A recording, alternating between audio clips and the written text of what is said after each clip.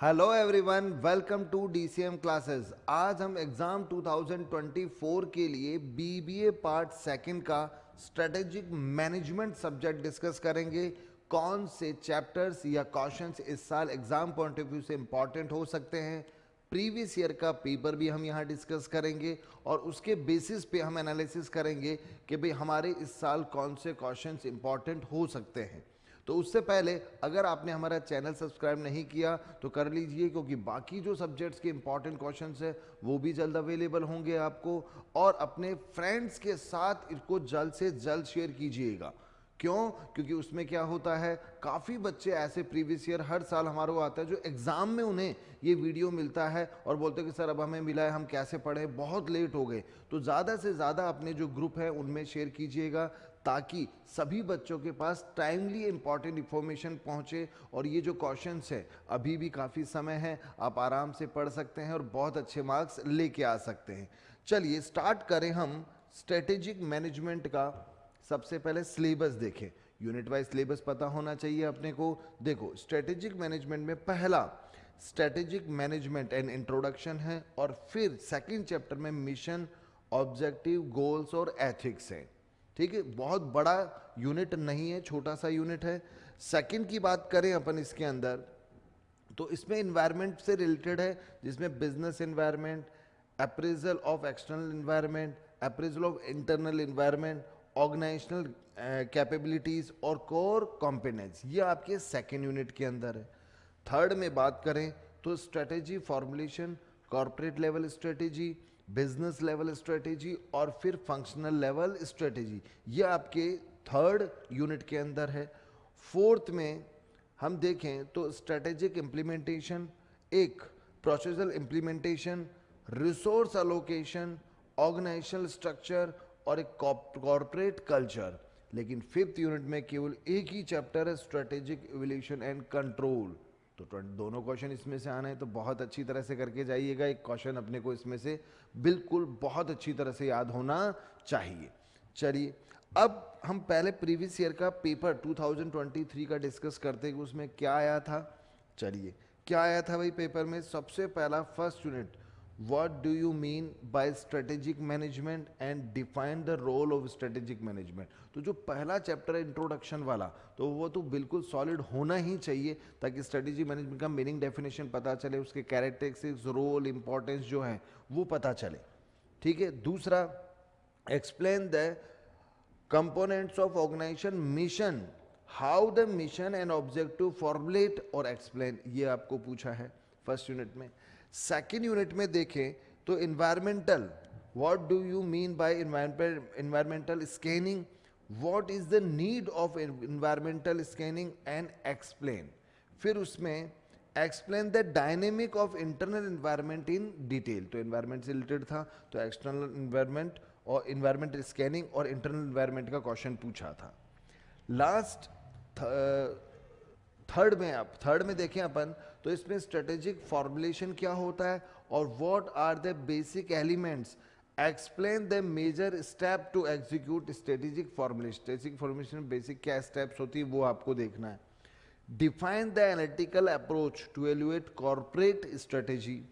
फिर फोर्थ में explain the major issue in strategic implementation और what are the targets of organisational change, explain the main causes of organisation change. Fifth में एक ही आपका chapter था control evolution, तो देखो स्ट्रेटेजिक इवोल्यूशन का meaning, explain the criteria for the evolution of strategy. और एक what is the strategic control, explain the main types of strategic control. तो ये इस तरह से आपका ही आया था। स्ट्रेटेजिक मैनेजमेंट नॉर्मली पढ़ दें तो थोड़ा टेक्निकल लैंग्वेज रहती है तो पढ़ने में थोड़ी सी दिक्कत आती है, लेकिन आराम से आप चीज़ें कर सकते हो। हालांकि इसका हमने कोर्स भी, ऑनलाइन कोर्स भी अवेलेबल है, हर एक टॉपिक का आपके वीडियो लेक्चर्स अवेलेबल है। तो आप चाहें तो हमारे डीसीएम क्लासेस का ऐप डाउनलोड कर सकते हैं। न्यूमेरिकल तो हम करवाते ही हैं, क्वांटिटेटिव टेक्निक, बिजनेस फाइनेंस, लेकिन जो थ्योरेटिकल सब्जेक्ट है सारे उनकी भी अवेलेबल है, वो हम आगे डिस्कस करेंगे। ऐप डाउनलोड कर लेना डीसीएम क्लासेस की, ठीक है। अब ये आपके इस साल इंपॉर्टेंट चैप्टर कौन से क्वेश्चंस हो सकते हैं, हर यूनिट में मैंने 3 क्वेश्चन एटलीस्ट दिए हैं, तो 3 इंटू 5 मतलब कितना हो गया, 3 इंटू 5 15। 15 क्वेश्चंस को करना कैसे है, अभी आपके पास काफ़ी समय है। आपने क्वेश्चन है वो लिखना है और उसका आंसर एक सेपरेट रजिस्टर में बना के लिखिए। अब आंसर कहाँ से लिखेंगे, तो कोई नोट्स अवेलेबल है हमारे पास, आपके पास कोई सीरीज़ है, 5 ईयर्स के पेपर है, आपके पास बुक है, उनमें से जहाँ से भी आपको अच्छा आंसर मिलता है वो आप इसको लिख लीजिए। अब एक तो लिखने से क्या होगा कि जो आपके इंपॉर्टेंट क्वेश्चंस हैं वो सारे आंसर आपके पास होंगे, तो आपको एग्जाम में बस केवल उनको रिवीजन करके जाना पड़ेगा, प्लस लिखने की भी आपकी प्रैक्टिस हो जाएगी। तो केवल ऐसा नहीं है कि क्वेश्चन देखा और उसका आंसर अपन ने पढ़ लिया, काम खत्म, नहीं, आप उसे एक कॉपी में उसका आंसर लिखिए। प्लस मैं बार बार कहता हूं, जब आप थ्योरी का क्वेश्चन अटेम्प्ट करते हैं तो उसके अंदर क्या करना चाहिए, आपको डायग्राम वगैरह या कोई फ्लो चार्ट वगैरह इस तरह से प्रेजेंटेशन अच्छा होना चाहिए। पॉइंट्स वगैरह हैं उनको अच्छी तरह से हेडिंग करके लिखिए, तो आप अच्छा लिखोगे तो अच्छे मार्क्स मिलेंगे। ज़्यादा तो लिखना पड़ता है, ये तो आपको पता है। थ्योरी वाले में बार बार बच्चे बोलते कितना लिखे, तो मिनिमम 6 पेज आगे पीछे करके चलते, तो 3 पेज होते हैं ना, तो आगे पीछे करेंगे तो कितने हो गए, 6 पेज हो गए टोटल। वो आपको एक क्वेश्चन में नॉर्मली लिखना होता है। इससे बहुत ज़्यादा भी अगर लिखोगे आप तो फिर आपका कोई ना कोई क्वेश्चन छूट जाएगा, और इससे कम नहीं लिखना चाहिए, ठीक है। तो नॉर्मली क्वेश्चन के अंदर अपन लिख सकते हैं, फ्लो चार्ट वगैरह बना के अच्छा प्रेजेंटेशन होना चाहिए। अब इसके अंदर देखो, पहला यूनिट जो है उसके अंदर एक तो describe the process of strategic management and why it is the important for business managers to study the strategic management. तो स्ट्रेटेजिक मैनेजमेंट भाई इंपॉर्टेंस क्यों है मैनेज वो, और एक उसकी प्रोसेस जो है वो बतानी है। एक what do you understand by strategy and discuss the process of strategic management. What are the advantage disadvantage strategic management। तो देखो प्रोसेस इसमें भी बता रखा है, इसमें भी बता रखा है, लेकिन प्रोसेस इंपॉर्टेंट है भाई इस बार, है ना। फिर डिफाइन द डिफरेंस बिटवीन, एक तो ऑर्गेनाइजेशन मिशन एंड विजन, एक ऑर्गेनाइजेशन ऑब्जेक्टिव एंड गोल्स, ठीक है। तो ये आप इसमें फर्स्ट यूनिट में कर सकते हैं। सेकेंड यूनिट की बात करें तो इसमें what do you mean by external environment, why is external environment appraisal important, important क्यों है भाई इसका अप्रेजल करना। What are the sources of external environment information. Second में देखिए तो what do you mean by organisational appraisal, वो तो एक्सटर्नल एनवायरनमेंट का था, ये ऑर्गेनाइजेशनल अप्रेजल का है। और how does it help in strategic formulation. Discuss the relation between the organisation and their external environment, how organisation environment, ये 2 बार आ गया, how organisation strategically response the environment, है ना, ये थोड़ा सा 2 बार आ गया, ये how organisation strategically respond of the to environment. फिर उसके बाद थर्ड यूनिट की बात करें, explain the different level of strategy formulation along with their objective and management level responsible for it। एक define the concept of corporate strategy, discuss its nature and scope clearly, what a short note on functional level strategy। तो ये आपके जो है third वाली unit में important हो सकते हैं। फोर्थ की बात करें,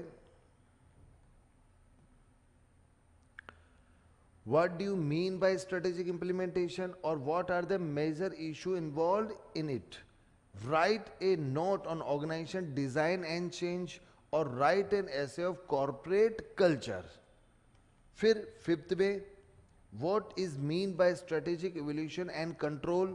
अब ये तो मैंने कहा था करना ही, क्योंकि एक यूनिट के अंदर ये एक ही चैप्टर है तो यही क्वेश्चन बनते हैं normally. Explain the different techniques of strategic control, अच्छा टेक्निक नहीं है इस बार, टेक्निक आ सकती है। Discuss the process of strategic evaluation and control, तो भाई प्रोसेस भी होगी टेक्निक्स भी हो गई। और differentiate between the strategic control and operational control, ठीक है। तो मैंने थोड़े से क्वेश्चन आपको ज़्यादा ही दिए हैं, 15 क्वेश्चंस, तो इसमें आपका श्योरिटी हो जाता है कि फिर लगभग क्वेश्चन आ जाएगा। तो कम से कम ये 15 क्वेश्चन तो आपको बहुत अच्छी तरह से करने, अभी समय है, आप आराम से कर सकते हो। मैं बाकी सब्जेक्ट्स के बताऊंगा, मैंने करने का तरीका बता दिया, अभी आपको याद नहीं करना है, आपको केवल इन क्वेश्चंस के आंसर फाइंड आउट करके लिखना है। बोले सर आप आंसर भी दे दो, नहीं, इतनी मेहनत तो आप ही को करनी पड़ेगी। नोट्स वगैरह सब अवेलेबल हैं, लेकिन आंसर राइटिंग जो है इधर से देखा उधर से देखा और अच्छी तरह से लिखना, ये आपको खुद को आना चाहिए। उससे रीज़न देखो, उसका पीछे क्या रीज़न है। आपने पढ़ा, अब आपके पास बुक भी है, आपके पास मान लो 5 ईयर्स के पेपर है, आपके पास नोट्स हैं, तो आप इसका क्या देखोगे, मीनिंग कहाँ से इजी मीनिंग नज़र आ रहा है। तो 2-3 जगह से पढ़ा और फिर इजी वाला आपने लिखा, तो देखो अपने आप पढ़ना भी हो गया। इजी वाला आपने लिखा तो वो एक बार आपको समझ में भी आ जाएगा। तो लिखा हुआ फिर दोबारा जब आप उसको रिपीट करोगे, याद करोगे, तो इजीली याद होता है। तो एटलीस्ट इतना तो आपको काम करना चाहिए, ठीक है। हर चीज बिल्कुल पकी पकाई अपन लें तो वो अच्छी नहीं है। हालांकि मैंने कहा था टॉपिक अगर आपको समझना है तो उसके लिए हमने एक बार डीसीएम क्लासेस का ऐप डाउनलोड कर लीजिएगा, प्ले स्टोर से इजीली मिल जाएगा आपको। और जो आईफोन यूजर्स हैं, ठीक है, वो आप माई इंस्टीट्यूट, ठीक है, ये ऐप डाउनलोड कर लें और उसमें फिर ORG कोड पूछेगा एक, वो YKHIE, ये आप डाल लीजिएगा। जो आईफोन यूजर्स हैं, माई इंस्टीट्यूट जो है वो आपको डाउनलोड करना है और उसके बाद ORG कोड ये डालना है। बाकी जो एंड्रॉयड यूजर्स हैं वो तो प्ले स्टोर से डीसीएम क्लासेस का इस तरह का ऐप आराम से आप डाउनलोड कर सकते हो। स्टोर सेक्शन में सारी चीज़ें मिलेंगी।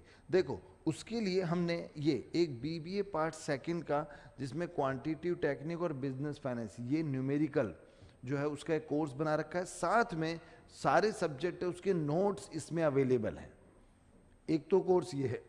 उसके अलावा कोई बच्चा अगर थ्योरी के वीडियो लेक्चर्स भी लेना चाहे तो हमने combined course BBA part second का 4 जो थ्योरेटिकल सब्जेक्ट हैं, strategic management, marketing management, human resource management और मैनेजमेंट इंफॉर्मेशन सिस्टम MIS, चारों का एक कंबाइंड कोर्स बना रखा है। बहुत ही नॉमिनल रेट है, वो आप वहां जाके आराम से देख सकते हैं। ऐप में सारी चीजें अवेलेबल है। कोई भी दिक्कत हो तो कॉल या व्हाट्सएप आप कर लीजिएगा, मैं आपको समझा दूंगा। फिर इसके अलावा कि सर हमें तो सारे सब्जेक्ट नहीं लेने, तो सेपरेट चैप्टर सब्जेक्ट के भी बना रखे हैं। क्वांटिटेटिव टेक्निक का एक सेपरेट अलग कोर्स बना रखा है, बिजनेस फाइनेंस का, स्ट्रेटेजिक मैनेजमेंट का एक अलग से कोर्स बना रखा है। तो इंडिविजुअल कोर्स भी अवेलेबल है। तो ऐप डाउनलोड कीजिएगा, सारी इंफॉर्मेशन है। मैं एक बार फिर से बता देता हूं, ये देखिए डीसीएम क्लासेस का ऐप इस तरह का आपको डाउनलोड करना है। कहां से?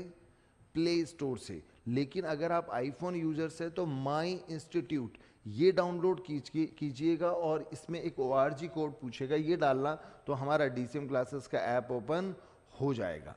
ठीक है, ये वैल्यूएबल इंफॉर्मेशन जो है वो सारे के सारे आपके फ्रेंड्स के पास पहुंचना चाहिए। ऐसा नहीं है कि भाई कई आपके फ्रेंड्स हैं तो वो एग्जाम में मिल रहे हैं तो आप उन्हें बता रहे हो कि भैया ये देख, तू ये वाला वीडियो देख। एग्जाम में चर्चा होती है बच्चों में कि मैंने तो यहाँ से देखा था, ये वीडियो है, ये चैनल देख। तो डीसीएम क्लासेस का चैनल भी सब्सक्राइब कर लीजिएगा और ज़्यादा से ज़्यादा आप लाइक कीजिएगा, ताकि मुझे भी पता चले कि कितने लोगों को ये पसंद आ रहा है। ठीक है, तो आप इसको कीजिएगा। बाकी कोई दिक्कत हो तो मैंने कहा कॉल या व्हाट्सएप कर लेना, आपको चीज़ें अवेलेबल हो जाएंगी। Thank you.